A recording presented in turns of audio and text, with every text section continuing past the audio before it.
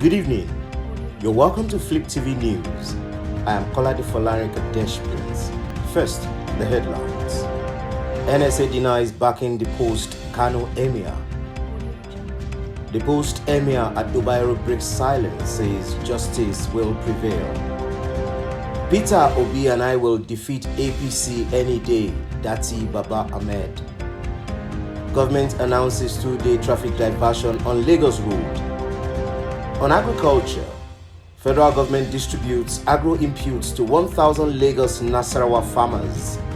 And on entertainment tonight, I am looking forward to Oscar nomination, Kehinde Bankole. Federal government denies placing ban on smoking rituals in films. Now the news in full. The Office of the National Security Advisor has denied an allegation that the NSA, Nuhu Ribadu, facilitated the return of the dethroned Emir of Kano, Aminu Ado-Bayero, to the state on Saturday. The spokesperson for the Office of the NSA, Zakari Mijunyawa, described the allegation as untrue. Earlier, the state deputy governor, Aminu Gwazo, accused Ribadu of facilitating the return of the dethroned Emir. Reacting to the allegation, Mijunyawa said Ribadu did not provide the aircraft that returned Ado-Bayero to the state. I read the comment on social media. It is untrue. The NSA did not provide air transport to anyone to Kano, he said. He, however, implored politicians to exercise caution in their speech, saying it could potentially undermine the diligent effort of security agencies in upholding peace within the state. Political actors should desist from misinforming the public as law enforcement officials in the state strive to maintain peace and order, he warned. Gwazo, in a short video interview at the Emir's Palace in Gidan Rumfa on Saturday, alleged that the NSA released 2 jets to bring Ado-Bayero to Kano. He said the National Security Advisor gave 2 jets to bring the dethroned Emir to Kano and to bring him to the palace. We have not understood their intention. The deposed Emir of Kano, Aminu Ado-Bayero, has broken his silence following his dethronement as the 15th Emir of Kano State. Bayero said justice would prevail while urging residents to maintain law and order. He stated this on Saturday in his native language at the mini palace where he has been since returning to the state after dethronement. He, however, pledged to follow whatever the law states, saying that Kano is too important to Nigeria.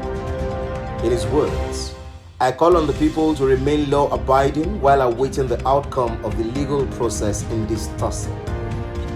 We call on the authority to do justice in this matter. Kano is a very influential state in Nigeria. Whatever affects Kano affects Nigeria. May peace reign in Kano. We pray for Allah to bless Kano with responsible and just leaders. Justice is the way to go on every issue. There will be justice. Nobody is above the law. We'll accept whatever the law says. I appreciate all the people who have shown concern. As I said, justice will take its course. We'll keep on praying for peace in Kano State. May Allah, the Almighty, protect us, he said.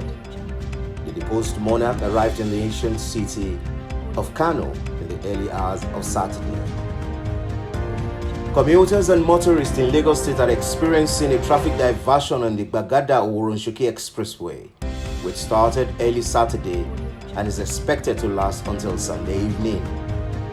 Images circulating on social media reveal that a section of the road has been blocked and is being manned by security officials.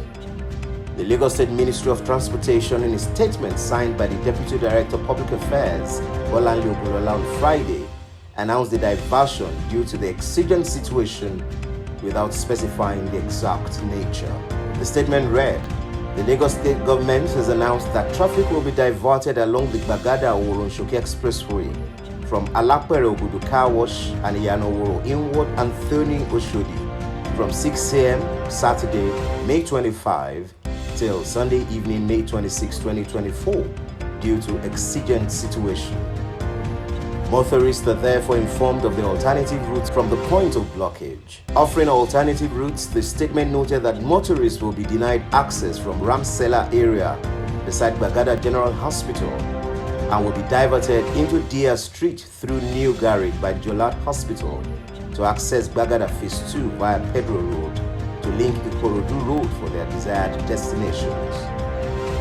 Also, motorists from Old Toll Gate Keto are advised to make use of Ikorodu Road to connect Antoni, while others coming from Lagos Island via 3rd Mainland Bridge will be diverted to Adekunle and Apartment Collie to access Anthony Oshodi Road through Jibo on Ikorodu Road. The vice presidential candidate of the Labour Party, LP, in the 2023 elections, Yusuf Datti Baba-Ahmed, has said that his party will defeat the All Progressives Congress, APC, and People's Democratic Party, PDP, in any election.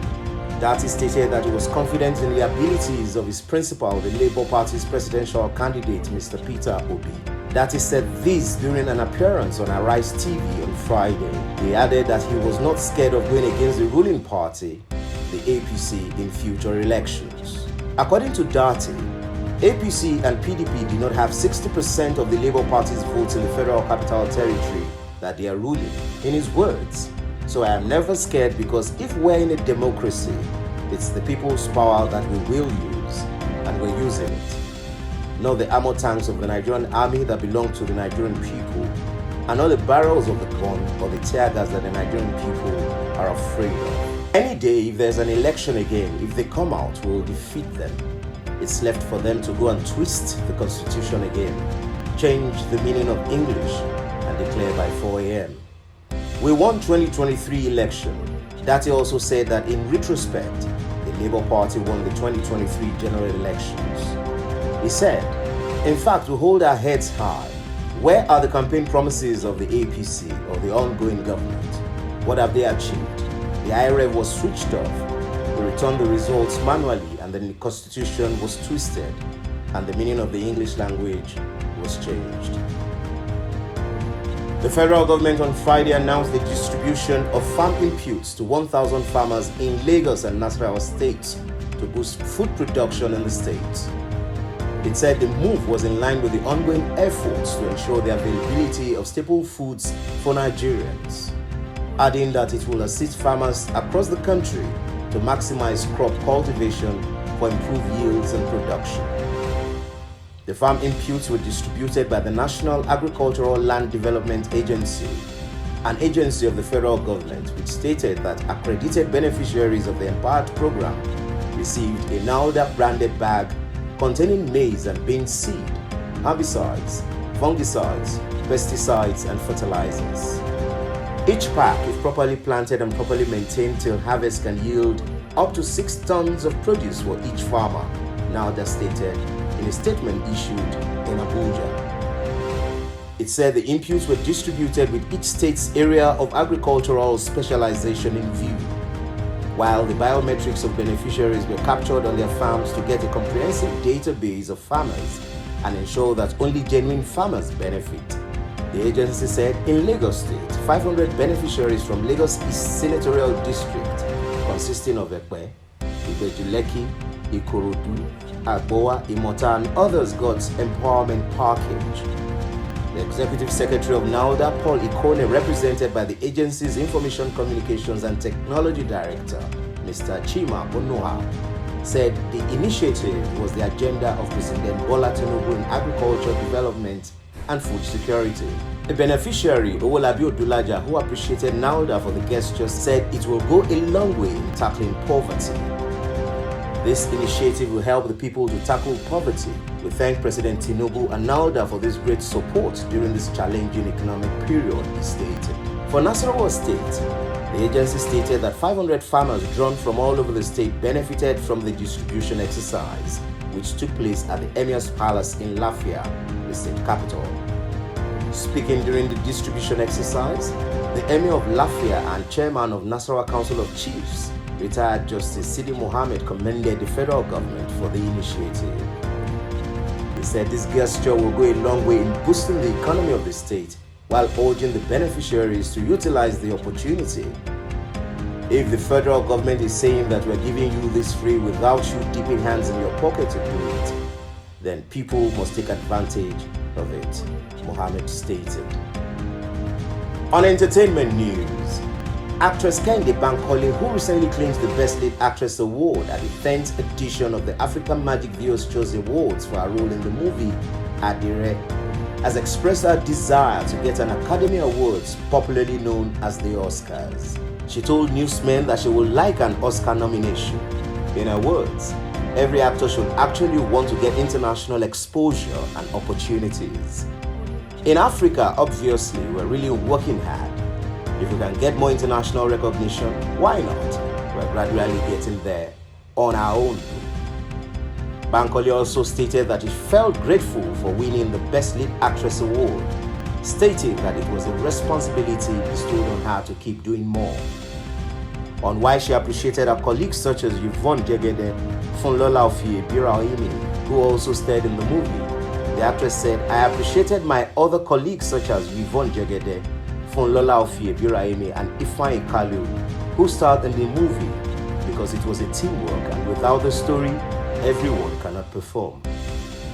Also on entertainment news, the executive director of the National Film and Video Censors Board, Shaibu Hussaini, has said that contrary to widespread reports, the board did not ban money rituals and smoking scenes in movies and other videos. Hussaini, a seasoned journalist and film critic, noted that the board had no intention to stifle creativity, but to classify movies properly. Media reporters stated that Hussaini made the pronouncement at a stakeholder engagement event on smoke-free Nollywood in Enugu State. However, in a statement released during the week, he said, "What I mentioned in a speech that I have shared here is the existence of a regulation, that is the National Film and Video Censors Board Regulations 2024, that in line with the global best practices prohibits the promotion and glamorization of money ritual killing, tobacco products, nicotine products in movies, musical videos, and skits. The regulation aims at discouraging the unnecessary depiction, promotion, advertisement, and glamorization of tobacco or nicotine products in movies, musical videos, and skits. The regulation demands the display of a health warning for necessary smoking scenes that are required for historical accuracy, for educational purposes, and to depict a negative lifestyle in movies, musical videos, and skits. The required health warning shall be displayed at the commencement of the work and the end." He added, "Any movie, skit, or musical video that displays or depicts tobacco or nicotine products, brands, or use that is necessary to the realization of a narrative shall be given the appropriate classification, that is rating, and shall not be shown to persons below the age of 18. So there's no truth in the headlines that went viral. Meanwhile, at a media party held recently in Lagos, Hussaini outlined some of his plans for the organization. Clarifying his mission at the board, he said, "Ultimately, I have come with my management staff to make sure that we run a responsive censorship organization, one that is responsive to stakeholders, society, and the government that set it up." He added that in celebration of the National Film and Video Censors Board's 30th anniversary, 3 publications will be released, each one to mark 10 years of the Censors Board. He added, "This is also because of the cry for data. We have received information from universities, both local and foreign, asking us for films that have been classified and other information. These publications will contain information on all the films that have been classified from 1994 till date." Reiterating a shift in focus from censorship to classification, Hussaini said, according to his words, "When I checked all around the world, I discovered that they have moved from censorship to classification. Even in Britain, it is British Board of Classification. In Kenya, it is Classification Board. The same thing with South Africa. This is why I believe there is a need for us to move from the regime of censorship to classification. So I sat with my management and we agreed that it was time for us to move from censorship to classification," Hussaini added. That'll be all for Flip TV News. Join us for more stories on Flip TV and Flip TV Plus. My name is Kolade Folarin Kadeshpins. Have a lovely